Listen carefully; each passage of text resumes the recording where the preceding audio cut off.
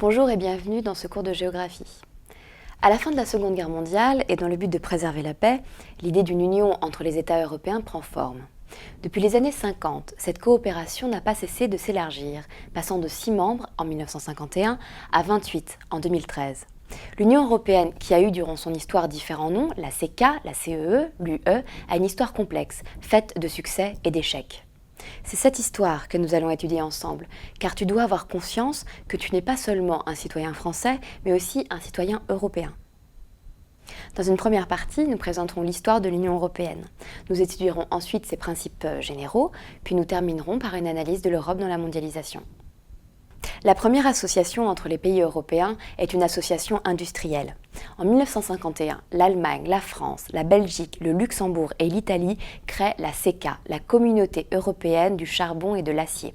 Cette association permet de développer le commerce et la consommation du charbon et de l'acier dans les 6 pays qui ont signé le traité. C'est le Français Robert Schuman, père fondateur de l'Europe, qui déclare que le but de ce traité est de rendre la guerre non seulement impensable, mais aussi matériellement impossible.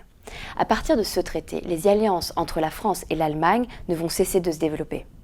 En 1957, la communauté va plus loin en signant le fameux traité de Rome, qui scelle la création de la CEE, la Communauté économique européenne.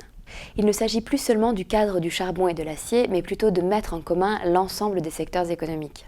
À partir de ce moment, l'Europe ne va cesser de s'élargir, que ce soit d'un point de vue géographique, avec l'intégration de nouveaux pays, ou bien politique, avec un approfondissement des traités commerciaux, économiques et politiques. En 1973, le Danemark intègre l'Union européenne, tout comme l'Irlande et l'Angleterre. En 1980, c'est au tour de la Grèce.